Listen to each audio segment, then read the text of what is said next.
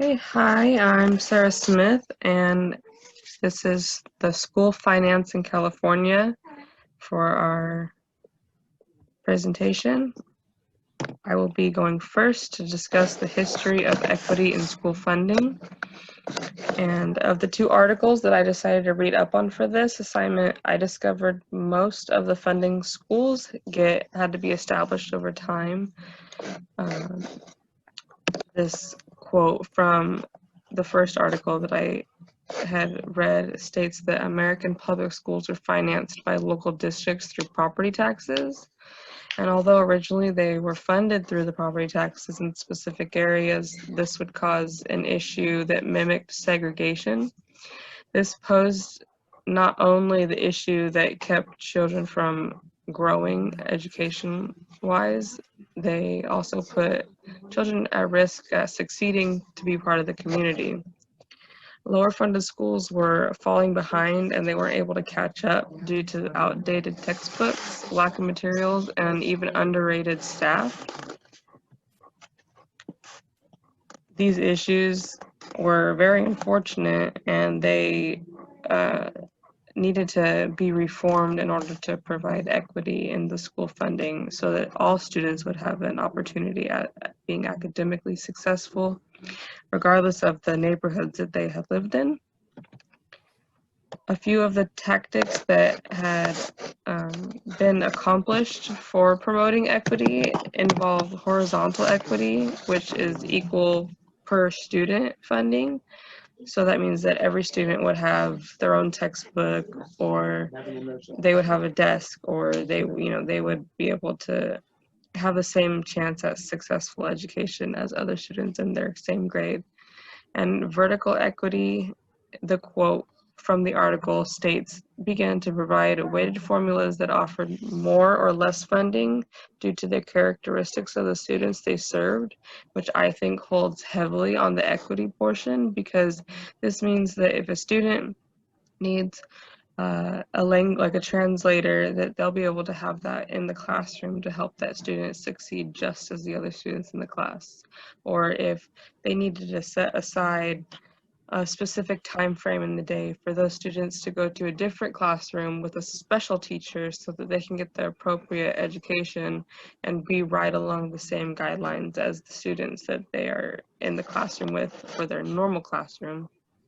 Another movement that was based upon accountability was the movement of the 1990s and 2000s that really emphasized that student performance needed to be higher ranking, and that this included having tests to make sure that all students were getting the right education that they needed and the right textbooks that were updated, and that they had the right staff that provided the education that each student specifically needed, such as the special reading teachers.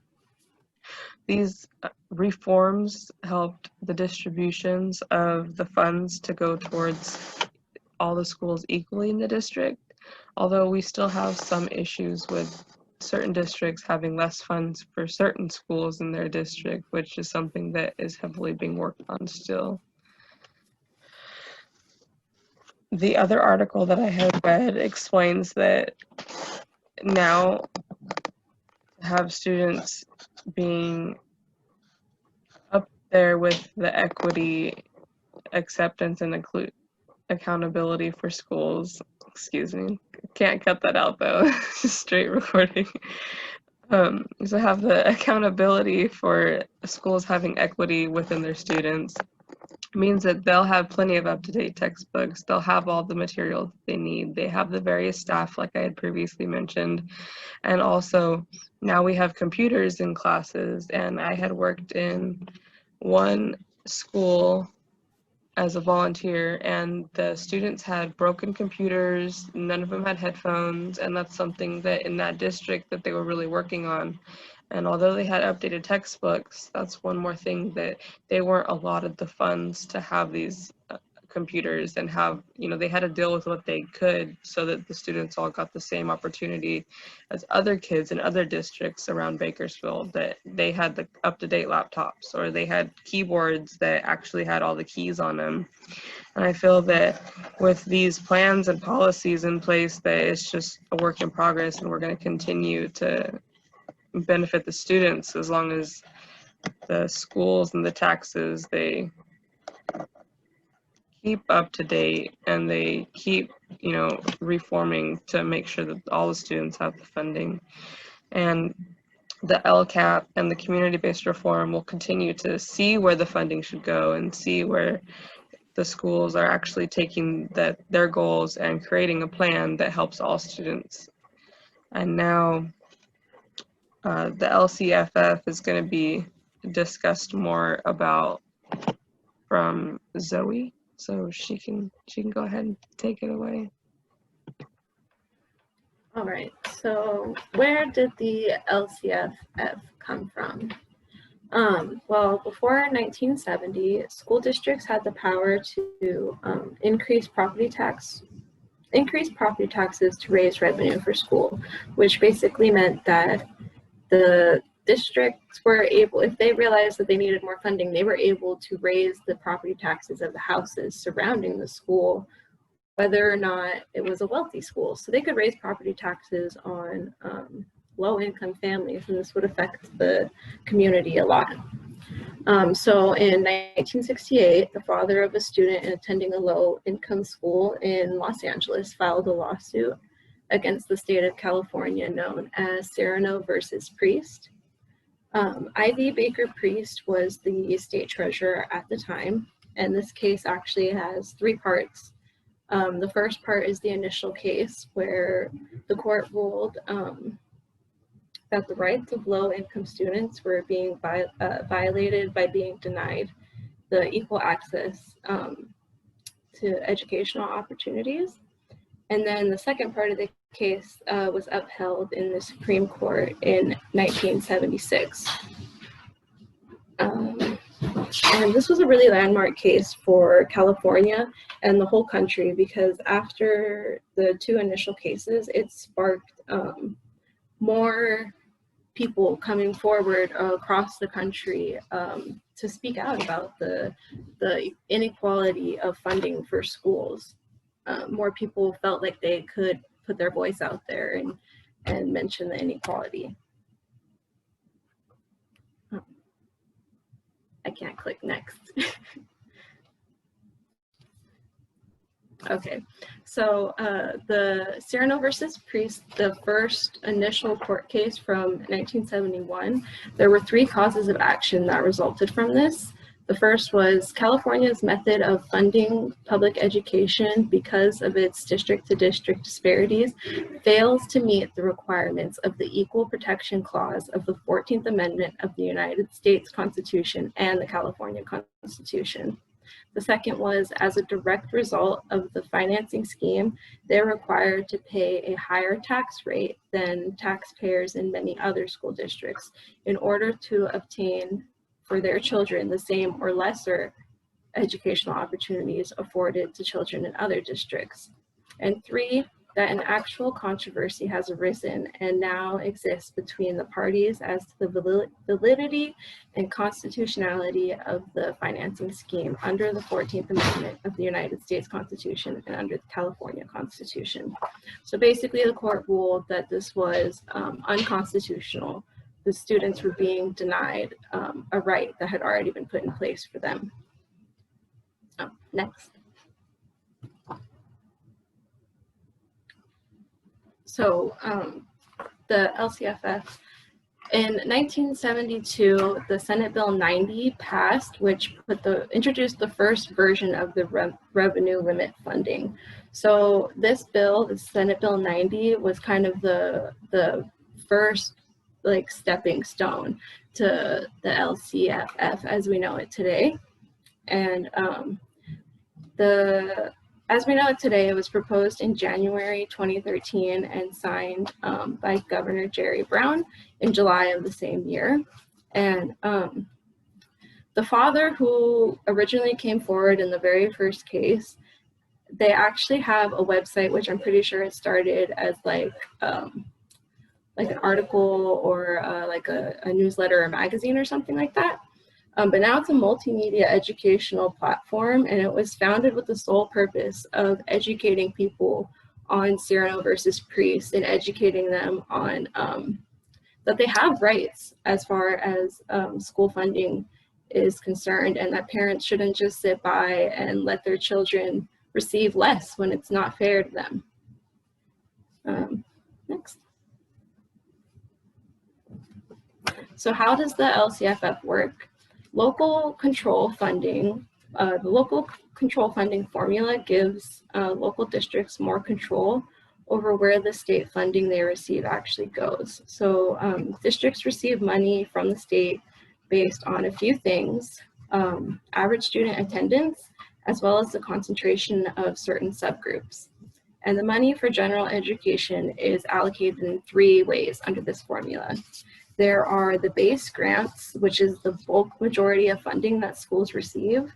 And this is based on the district's average daily attendance, and it's through 4 grade spans. And I found this really interesting while I was researching this, because I used to work for BCSD, and I worked for 2 different schools, and both of them, like, attendance was pushed like hard, like always, you need to show up for school. They would always have like a display where it would show the percentage of the week for each grade level of how many kids have been here. And I always thought, okay, that's great. Like, they want kids to show up and be here for school. But now I know that the better your attendance, the more funding you get. So if kids aren't showing up for school, you're not going to receive funding from the state, because what are you funding? There are no kids.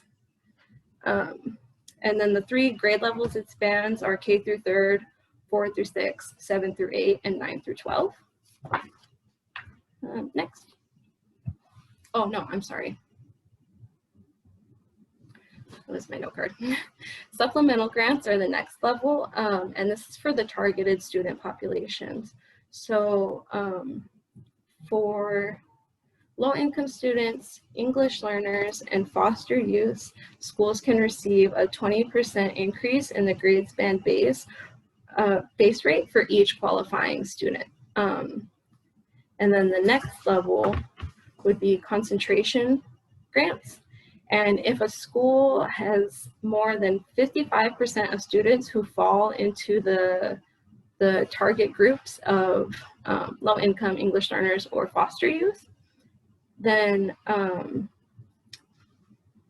they will receive additional funding for every student that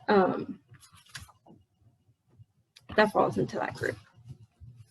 So yeah, that was it. Okay, and then I'm Anaya Esparza, and I'll be concluding our presentation. And so after we've talked about the equity and the history of LCFF, I wanted to talk about the impact it's had on the districts of California. So this quote is from the technical research report that I'm basing my research on. It says, this year we began the budget development process. Yeah, this year we began the budget development process from what do we need rather than what can we afford. And so this certain section of this report talked about how districts used to have to like spend on what the state believed they should spend on, and then what's left over, or whatever their what's it called? Well, yeah. Well, what's left over is what they have for their students, or what the districts can decide on what they can use. And so what the LCFF allowed these districts to do now is that they can focus on what their students need, and then and go in that order. What do our students need? How are we gonna provide equity for our students, and then go like that. Just because if we can provide the opportunity to our students, then our students can achieve greater goals. So this graph just shows how superintendents believe the LCFF has allowed them to reach those goals. So the first column says leading to alignment of goals and strategies with resource allocation decisions. And this is talking about when they do their meetings about the LCAP, or to plan for what the money is going to go towards.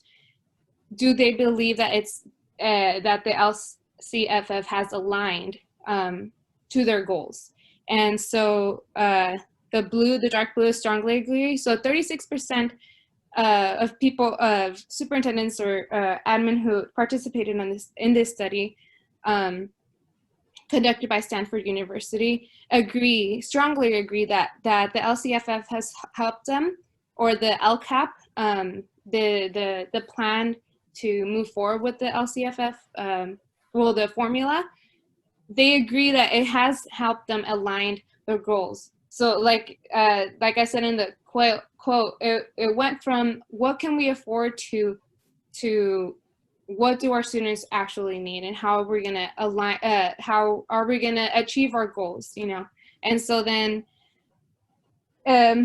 with that 28%, which is still, it's kind of low, but 28% of those of that admin believe that that it's enabled them to rethink their budget. So what are their priorities? Because not every superintendent actually agrees with the LPAC, because they still do believe, well, some of them believe that it's a little more of a burden, which I will talk about in, I believe, the next slide. But overall, it's a good thing, because the district can decide on what the money should go to. And like as I included at the bottom, there's more teacher and community involvement this way. The other way is just kind of like, here's this money, this is what you can afford. Whereas now, teachers are actually can become a part of a board called the School Plan for Student Achievement. And being on this board, you are involved, or you're in the meetings where you can actually help or contribute to the decision making in the LCAP, literally the planning. And some, I believe parents are also on this board, like they can be on this board.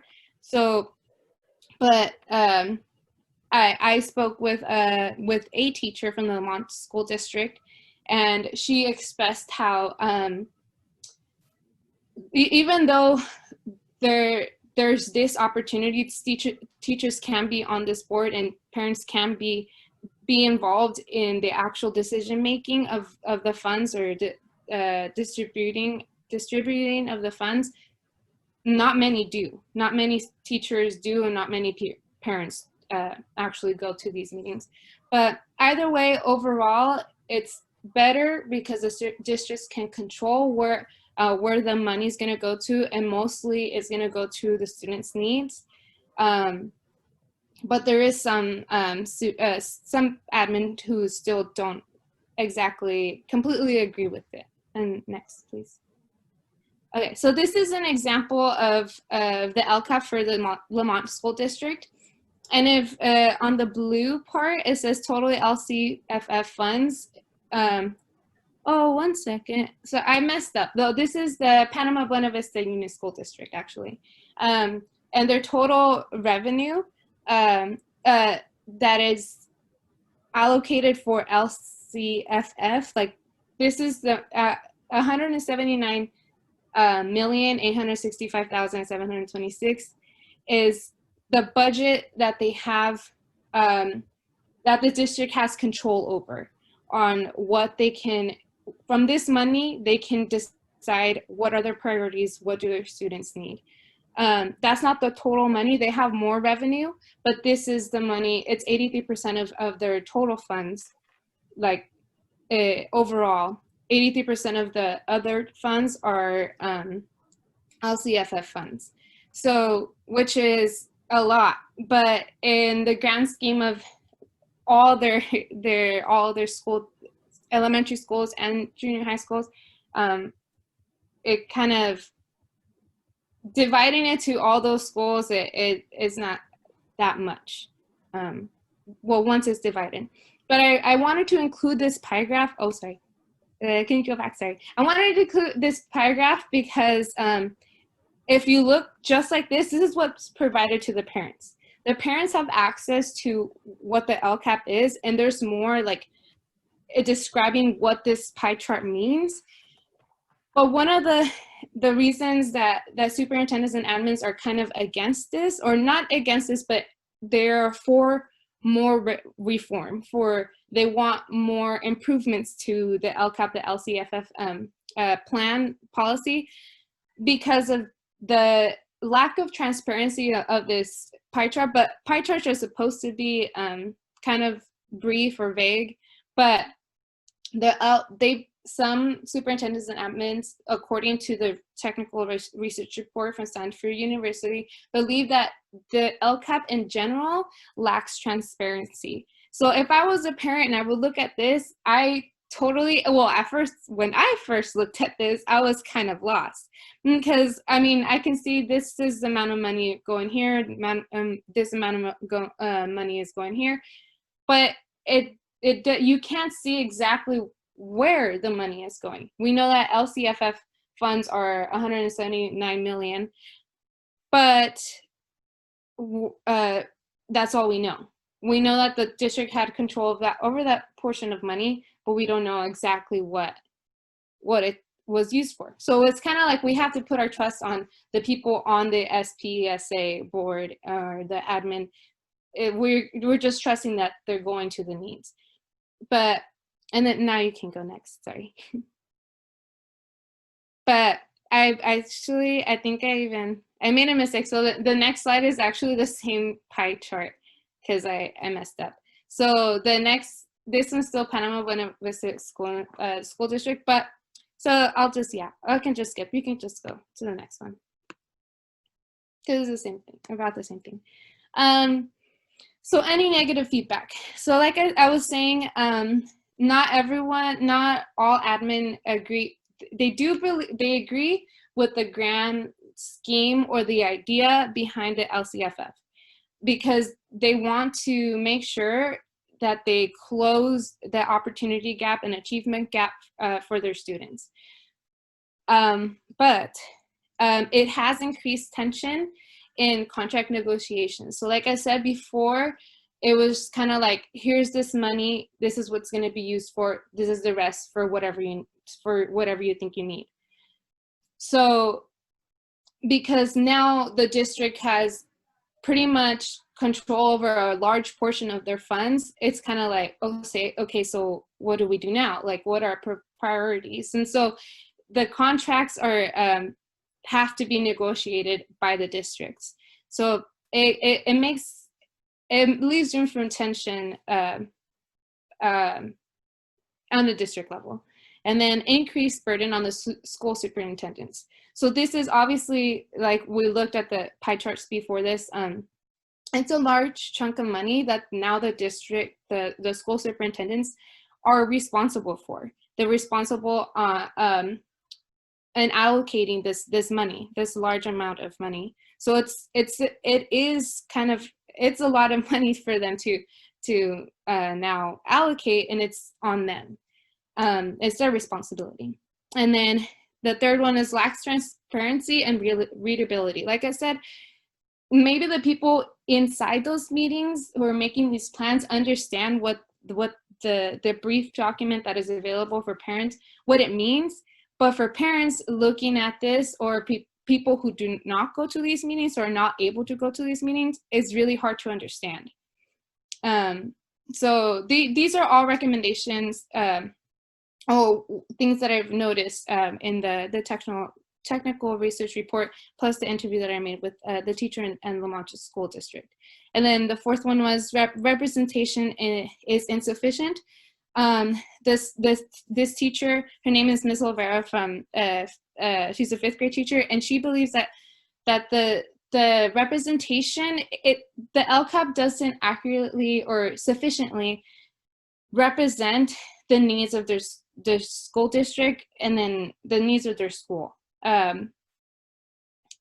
So how to improve that, we'll find out in the next slide. And then the last one is funds are still insufficient. And yeah, so improvements recommended by research. First was attend to fiscal insufficiency. So superintendents, admins, teachers, people involved with the school district, superintendents, all of these people still truly believe that funding for schools is insufficient. Their students have needs that they're struggling to be met. And then the second one is improvements to the LCFF. They recommend that they increase the transparency or make things a little more clear. Third was expand guidance on supplemental and concentration grants, and that's from the government. So like I said, it used to be like, this is the money, this is what's gonna be spent on by the state. The state says, okay, this is the money I'm giving you. Because it's not like that anymore, like the districts, it's like I said, it's the district responsibility now, and the community's responsibility. So it's kind of like, especially because this is still pretty new. This is LCFF is from the 2013, so it's still kind of new. The report referred as an infant or as a baby, like this is still new. So districts are still they're wishing for more guidance. They have priorities, but it's for their students' needs, but it's still, they would like some guidance from the state. And I think the research recommended guidance from the state on how to use this money. And then fourth, give districts greater discretion to meet the local needs of special student population. So like we talked in the very beginning of this presentation, there's some communities that have greater needs than others. So districts can decide, okay, prioritize what their students' needs are, but obviously, like I said, some communities just need more funds than others. So even though they're prioritizing what they need, they have significantly more needs than other school districts. So even though they have control now of this funding, they need more of it. So it's kind of like, yeah, it's just it's just something that the research is recommending, that we need to give those districts get greater discretion to just so that they're able to meet those local needs. And yeah.